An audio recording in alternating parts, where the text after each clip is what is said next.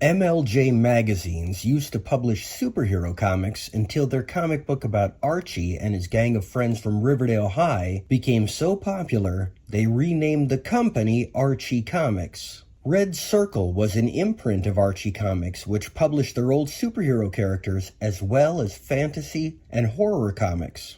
And they also published this one-shot comic from 1974 called The Super Cops, based on the movie from 1974, which was based on the book from 1973 that was based on the real-life cops nicknamed Batman and Robin that are said to have inspired the creation of Starsky and Hutch. These cops were Dave Greenberg and Bob Hantz. These were real guys. In the 4 years since they met at the New York City Police Academy, they made over 600 arrests with a conviction rate of over 90% and earned 43 medals. The comic was being worked on at the same time as the film and is not a straight adaptation, but instead an anthology of stories based on elements from the film.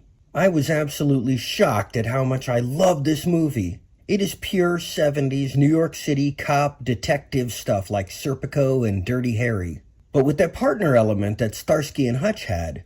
The guy that played Greenberg, aka Batman, reminded me so much of a guy I worked with at the bowling alley in late 1991 to early 1992. Funny story about him. I had just turned 18 and had a date with a girl that also worked there, but I also knew from high school. She was 17 and one grade behind me. Well, this guy from work also liked her. Not in a competitive way, he was married, but in a supportive way, if that makes sense.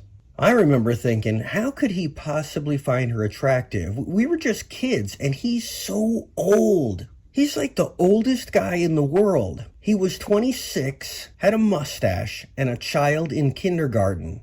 I swear, in the blink of an eye, I was 26, had a mustache, and a child in kindergarten. Those 8 years passed by so quickly, it was unbelievable. And inside, I felt the same age, but when I made the realization, I immediately shaved the mustache. Well, a few months ago, he came into my work with his wife so I could scan her brain for Parkinson's disease. We hadn't seen each other in 32 years, and he didn't recognize me. But he looked exactly the same. Same haircut, same mustache, but they had both gone from black to white. I injected his wife with a radioactive isotope and sent them on their way for a few hours and thought about if I should reveal who I am. When they came back in the afternoon, I put his wife into the camera and started the 35-minute imaging procedure. He sat in a chair next to her and I asked him if he remembered a drawing I made for him 32 years ago. His eyes almost came out of his head with recognition, and we spent the rest of the time there telling old stories and catching up. You don't get too many chances to do something like that in one lifetime,